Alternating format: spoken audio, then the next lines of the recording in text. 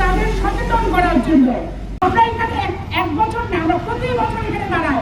আমাদেরকে যখনই কোনো ধর্ষণের ঘটনা হয় তখন আমাদের প্রশ্ন করা হয় নারী নেত্রীরা গেল কোথায়। আমরা আসলে এটা আমাদের পরিবর্তনের দায়িত্ব। আমি মনে করি প্রত্যেকটা সুশীল সমাজ মানবিক যে সমস্ত মানবিক গুণসম্পন্ন মানুষের যারা মানবতার কাজ করে তাদের সবার দায়িত্ব।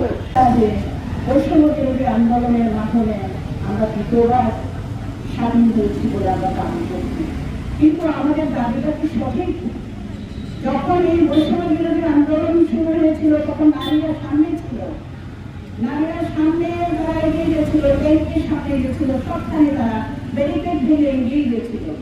কিন্তু কিছুদিন পরে এই বৈষম্য বিরোধী আন্দোলনের কিছুদিন পরে নারীরা আসেনি। অনেকে বলছিল যারা এই যে বৈষম্য বিরোধী আন্দোলনে নারীরা সামনে এগিয়ে এসেছিল তারা কোথায় গেল, কেন গেল? এখন আমরা বুঝতে পারছি তাদেরকে শুধু ব্যবহার করা হয়েছিল। নারীরা যুগে যুগে ব্যবহৃত হয়েছিল পুরুষকে তাদের সুবিধার জন্য।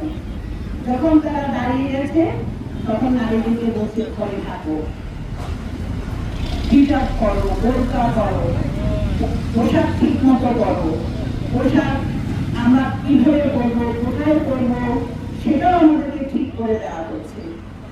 একজন নারী তার সালোয়ার কামিজ পরে ওড়নাটা সে গলায় দিয়েছে, এই জন্য তাকে একজন অপমানিত করলো, সবার সামনে নির্যাতনের শিকার হতে হলো তাকে।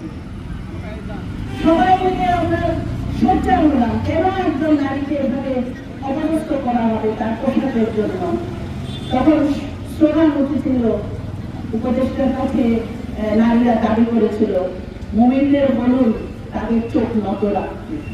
তাহলে আমাদের দৃষ্টিভঙ্গি, এই যে দৃষ্টিভঙ্গি, আমাদের দৃষ্টিটা যদি আমরা পরিষ্কার করতে না পারি তাহলে আমরা এই নারীদেরকে নির্যাতনের হাত থেকে রক্ষা করতে পারি না। উৎসবে খুশি হবে নগদে বেশি, কারণ ঘন্টায় ঘন্টায় আছে গিফট জেতার সুযোগ।